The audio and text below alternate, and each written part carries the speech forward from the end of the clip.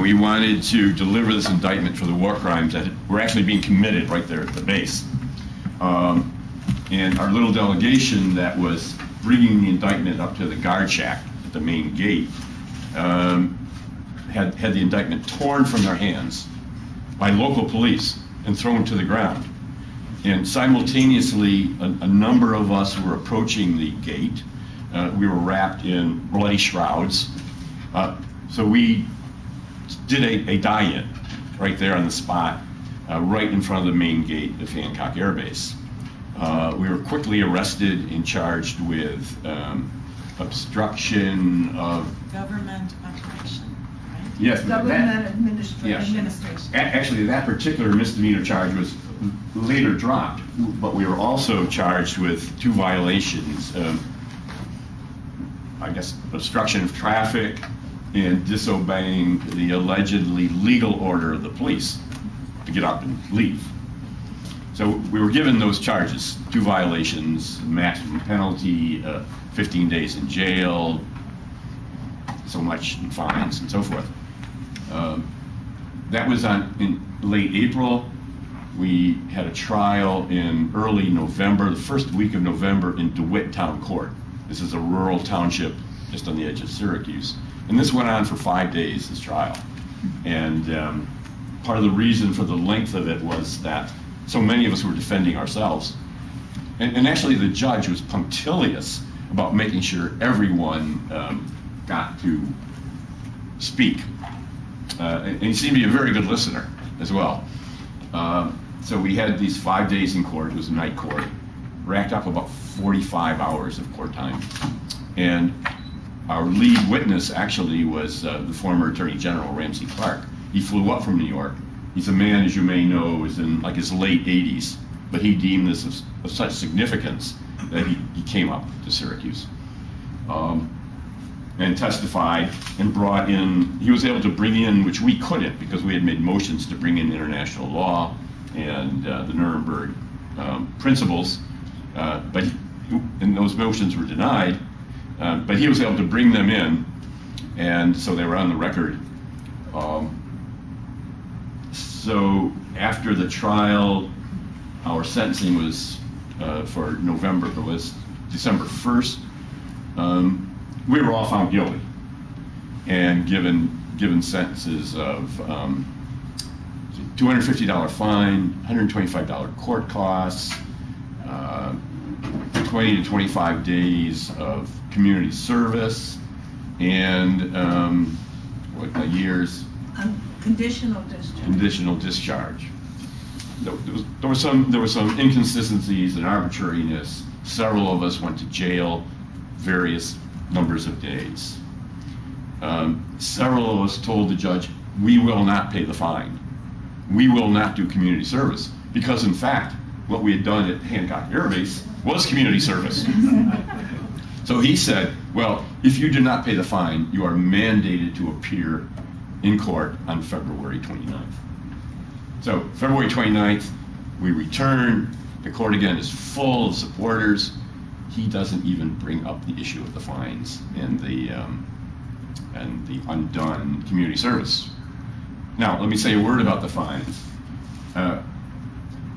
Our not paying the fines wasn't, self-interest. In fact, what we did was we diverted our fines to the Afghan Youth Peace Volunteers, a group several of us had solidarity ties with, having been in Afghanistan. So not all the 38 did that, but many of us did, including my partner Ann, who was also one of the Hancock 38. And so we raised over $5,000 for this grassroots group in Afghanistan. Nice work. So remains to be seen. I'm going to take a stat. First, Ann. Just very quickly, I'm going to add to what Ed has said. Because the obstruction of governmental administration is really the most important charge. That was a misdemeanor. It was not a violation. It would have required a jury. And clearly, the district attorney did not want to have a jury. Our whole purpose is to educate. And it's been hard to educate about this issue. Probably easier in Syracuse because Hancock's right there. But people aren't particularly interested in hearing about the drone. They don't see it. And I think it saves lives. And so we keep trying. So I think it's important to recognize, I don't know with this new law, whether they will up the ante for civil disobedience, but I thought it'd be important to say that. There's one other thing about the issue of, well, some people going to jail. I think that was. We'll come back to it if you think of it. I'll call on you in a second. I just want to respond to a couple of the things that Zohra and Ed brought up.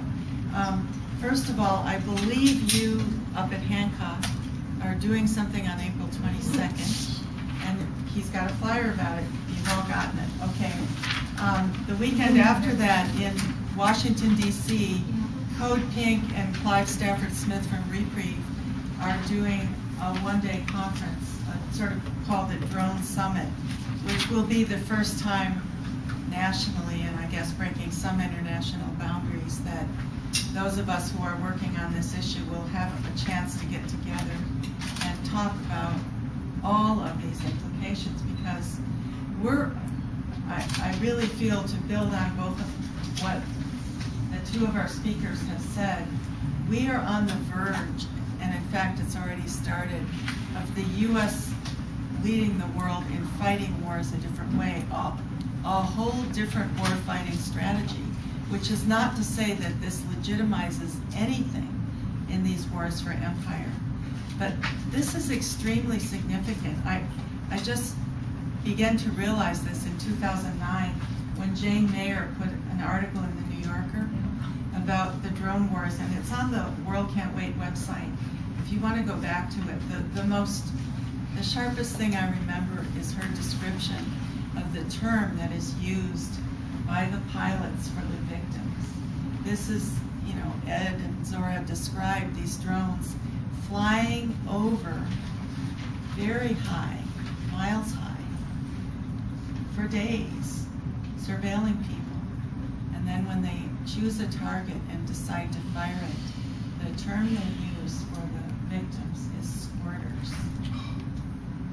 which gives you a sense of the depersonalization of the victims.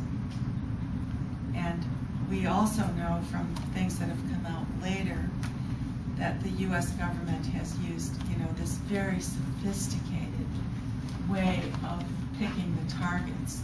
They go into the communities and they give people the electronic markers that get hung on the doorknobs of people they have an issue with, they don't like, whatever. And those people whose homes are targeted in that way, become the victims of drone strikes, saving the world for democracy. This is, why not? They bought the people that went to Guantanamo for $5,000. Why not put a bounty on people that they can rack up in their drone strikes? They're killing insurgents. This is the basic inhumanity that I think a lot of us have responded to in the way Ed was talking about it. This is what's wrong with the drone war. We know large drone strikes are happening in Yemen. And, this past week, 60 more people have been killed by U.S. drone strikes in Yemen, which is, clearly directed to keep down the Arab Spring and any kind of significant demand for democracy and insurgents that's happened there over the last year in Sana'a.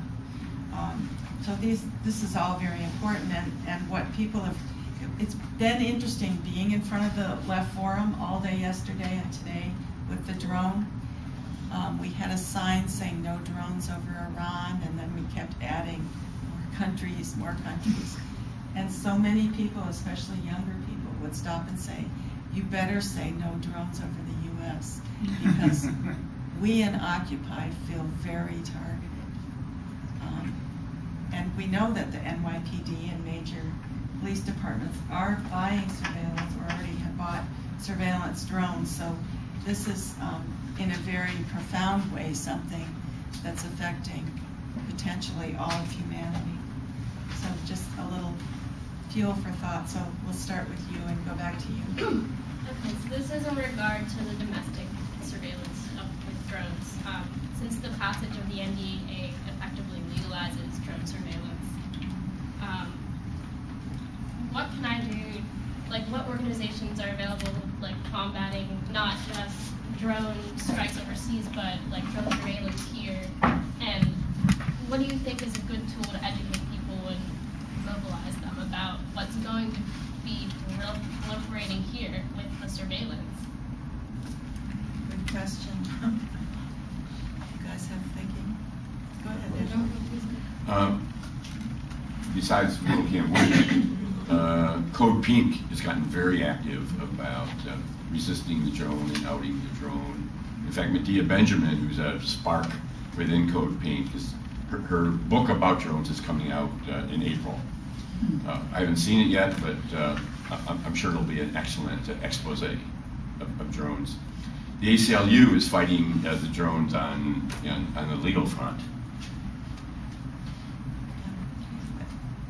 Zohra mentioned the long-awaited speech that Eric Holder, who's the Attorney General of Obama, gave about 2 weeks ago. And, you know, the history on this is that Anwar al-Awlaki, who was purported to have been a big recruiter for Al-Qaeda in Yemen and was a U.S. citizen, was targeted by the Obama administration in early 2010. People remember Obama publicly put al-Awlaki on his hit list, which was extraordinary. Bush never could have gotten away with it. But Obama was able to do this and say, you know, we have a hit out on this guy and we think he's in Yemen. And subsequently, some, not very many of us, but some of us loudly protested. And the ACLU got involved. And there has been a look into the use of these targeted assassinations. So, as it came to pass last year in 2011, Anwar al-Awlaki was killed by a U.S. drone strike. 3 weeks later, his 16-year-old son, also a U.S. citizen, and another colleague, also a U.S. citizen, were killed by U.S. drone strikes in Yemen to almost no response.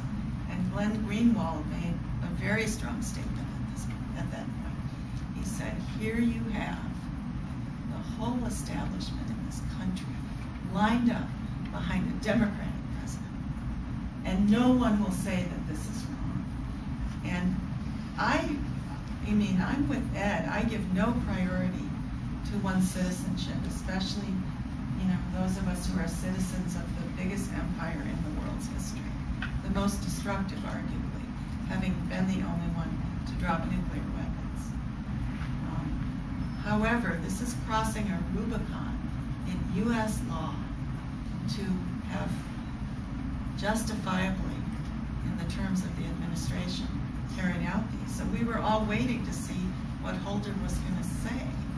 There was a protest outside the speech, and somebody called me because a student came out of Northwestern where Holder had just spoken and sort of gave the first comments, and it was a law student, and he said, well, I don't know, we all listened, but basically Holder said the president can kill whoever he wants to boil it all down. And I think your point, Zohra, that U.S. and international law is not incredibly helpful on this, because the Bush administration and the Obama administration are both defining the authorization for the use of military force passed in 2011 as what they need to conduct a war without the boundaries of border, geographical border, or time against the world. And they're saying that anyone that they can define as an enemy of the United States, including U.S. citizens, is essentially fair game. And then Holder went on to say, this is not targeted assassination, this is targeted killing. I mean, get right with it, people. You know, we're going to go out and kill who we want. So this point, you know, if we extrapolate it towards caring about the planet and all humanity, what can we do about it? I think we really need to go out to the people paying for this, which is everybody, you know, and put a very strong charge. Is this what you're going to expect your government doing? We have found it very effective to drag these drone models around. We had them down at Occupy at Zuccotti Park a number of times and did teach-ins where people could ask questions about what they're about. And there's going to be a tour of that drone and 9 others around the country. But we have to go out and talk to people.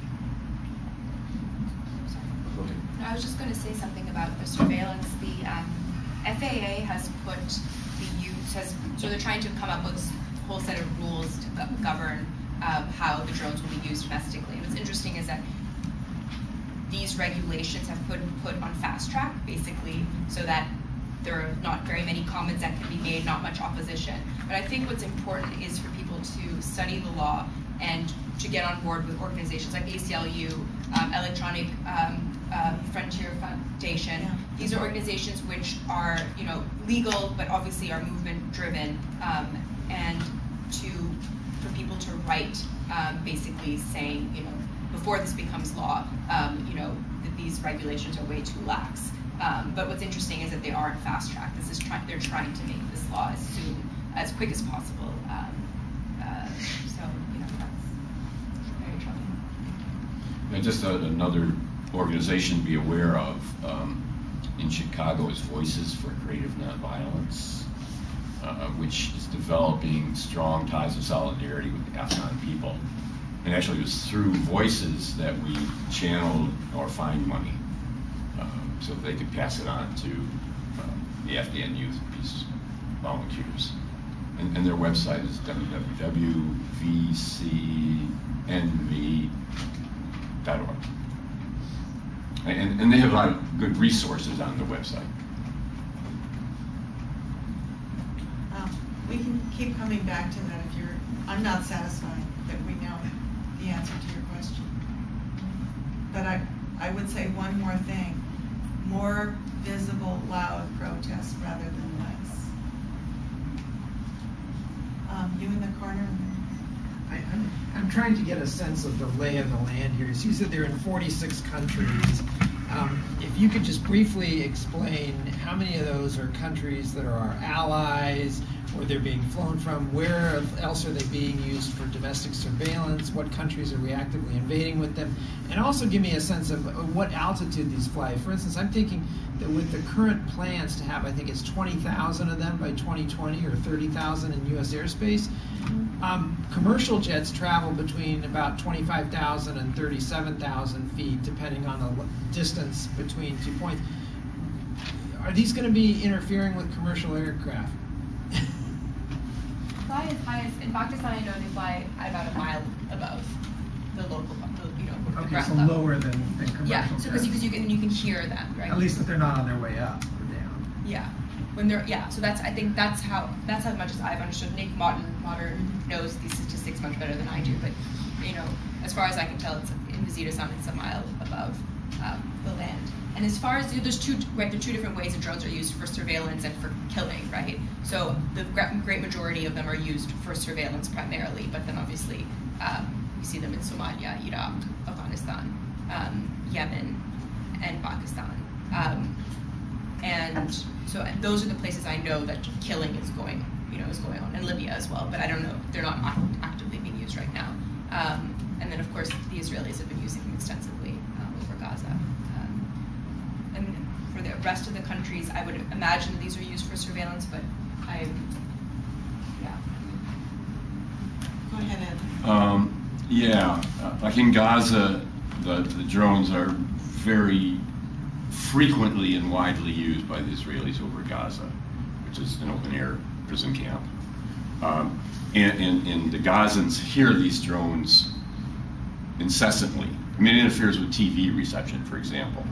I mean, it's a form of psychological warfare, which often leads to lethal strikes. The Reaper, however, has the capability of flying several miles in the air, out of sight and unable to be heard. So when a Reaper strikes, people literally don't know what hit them, Right, so I'm or talking where about it came predators from. and you're talking Yeah. about reapers, Yeah. right? That's the difference. And you had 2 or 3 other points there. Well, I was just kind of getting a sense of the numbers and where they flew and at least how they're, if the CIA program doesn't technically even exist and might be operating within the United States, how are the air traffic controllers? I mean, this is the big problem with knowing. The CIA, by definition, says we have no basis to know. And there's not congressional oversight of the CIA drone program. So where the U.S. has somewhere between 780 and 1,100 bases around the country, around the world. And we don't know where those are. We don't know where they're being used. But I'll say another thing in terms of this drone war and what's coming out in the public.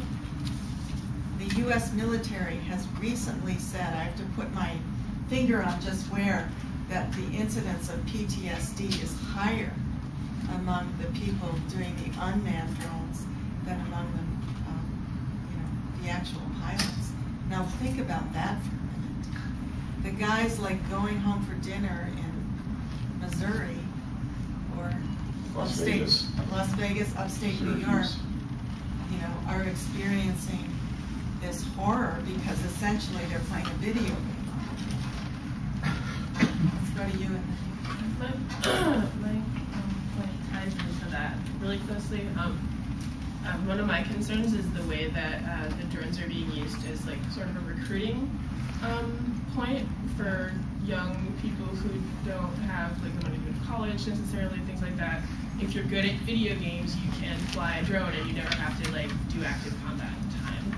And that's a big recruiting point that I've seen used, and it just seems like a really frightening, like dehumanizing of the victims of the strikes, and a really terrible way of like convincing kids that they should join the military. And I just wanted to just hear comments on that. I could respond to that. Over the years, the Pentagon has worked hand in glove with video game manufacturers to design video games that would help youngsters internalize skills, which in turn can be used for like piloting drones.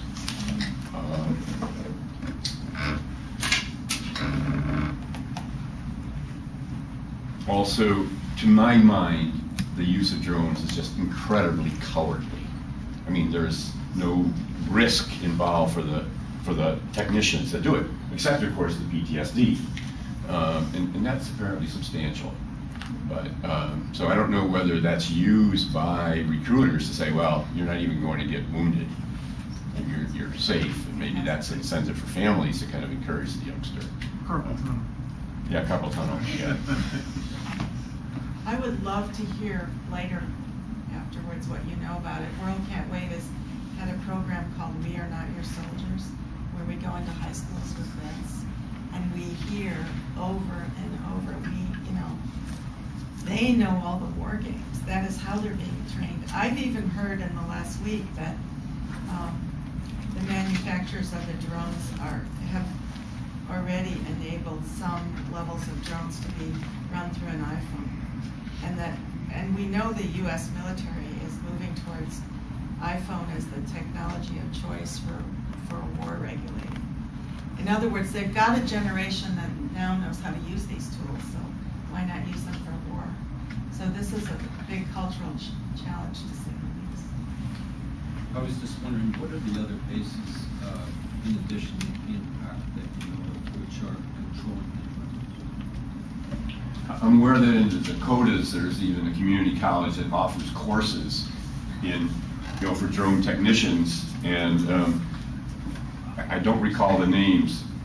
I mean, there's Creech out in Nevada, which is a key hub for Reaper. But there's a number of bases around the U.S. for the Reapers, not just Creech and Hancock. Isn't there one in California? Travis University? I think Travis Air Force. And also in the Southwest. There's demonstrations and resistance against them in various spots around the country. Part of the difficulty here is that the bases where they're flying out of are not necessarily the places they're being controlled from. It's, because it's all electronic. Just one point, just on that point. So, yeah, so they're being piloted from America. They take off in places in Pakistan. And what's interesting is that when the floods took place, the very first thing that the Pakistan military did was secure Shamsi Air Base in Balochistan and redirected the water away from the base and towards the village. Right, so that, right, so the complicity, right, of that, and, what is, where the care is going, right? And of course, there's all these bases abroad, like the Seychelles, in the Indian Ocean, is a base for drone warfare. And Ethiopia, and many other places. I mean, here, Zohra's making a really, it's an important observation. There's collusion with these governments, Musharraf, we know, was best friends with Bush. There's layers of this, but the abrogation of international law by the U.S. with impunity, with no one challenging this, going across international law. I mean, why the hell was there a U.S. drone over Iran? That's, you are supposed to get permission to overfly a country.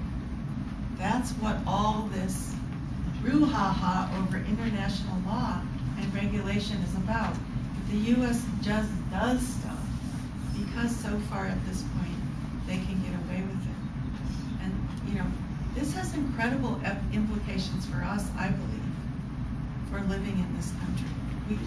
We just have to grapple with either closing our eyes to this, and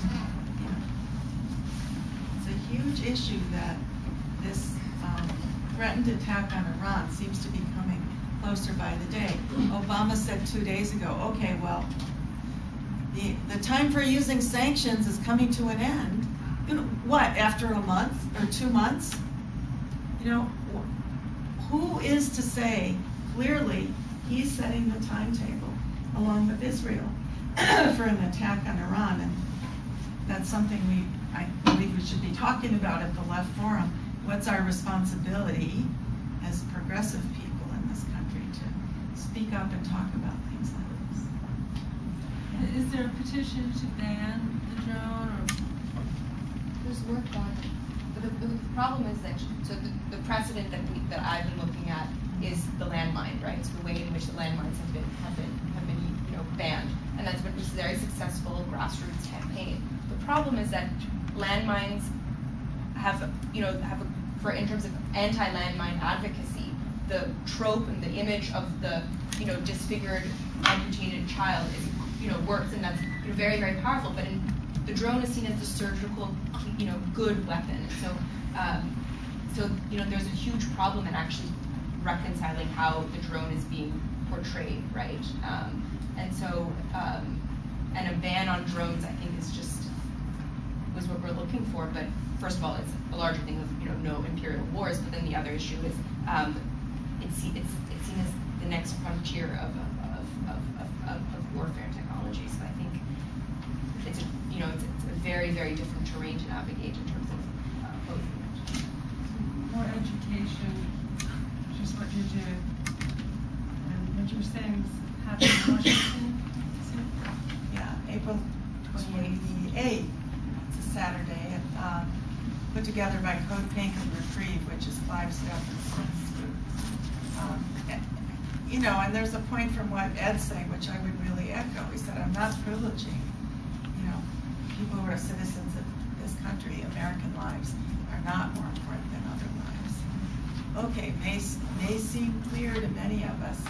Go out 50 feet, out onto Spruce or out on Broadway into City Hall Park, and talk to people about that concept. It is not a given.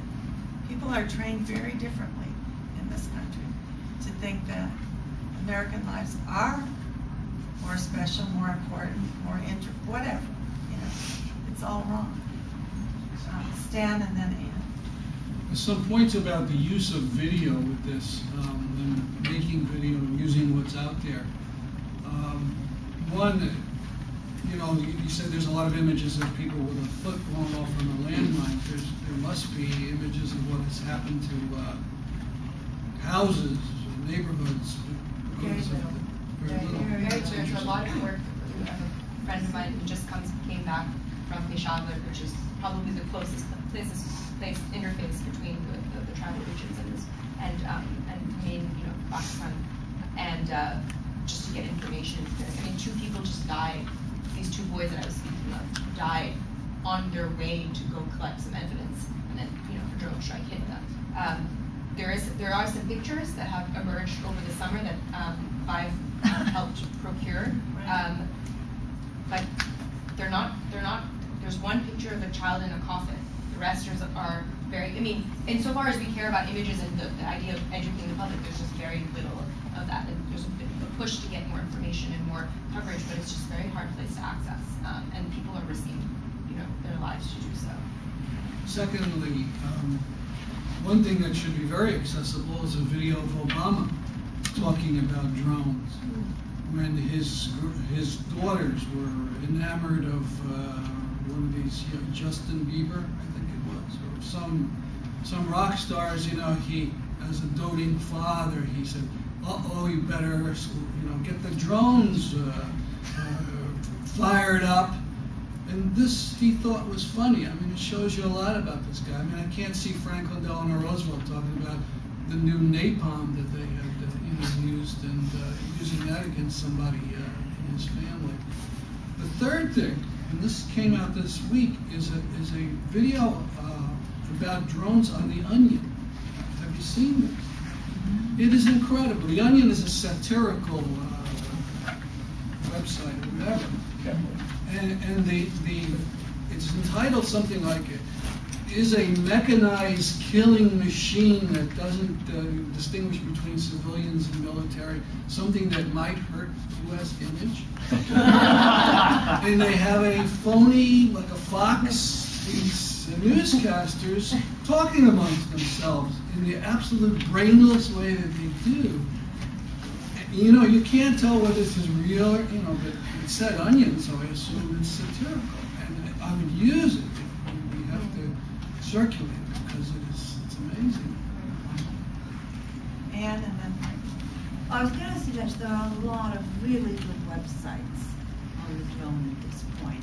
So I think if you just Google Reaper drone, you will find a lot of information, a lot of good articles have been written.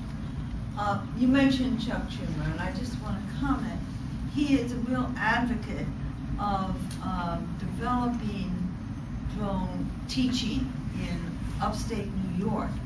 And a drone can fly now under 400 feet. That's been made legal. So drones can fly, for instance, over Adirondack Park, over our Adirondack. They can therefore teach people learning how to use the joystick on the ground to follow cars, to follow people, to look at patterns, because these are the things they have to learn. But that's right in upstate New York, that is happening. Now I think the FAA, they've been told to very quickly come up with rules. I think by 2015, they are to have rules so that drones can enter the airspace of commercial flights, that they will have the technology, the radar, to do that and not interfere with commercial flights.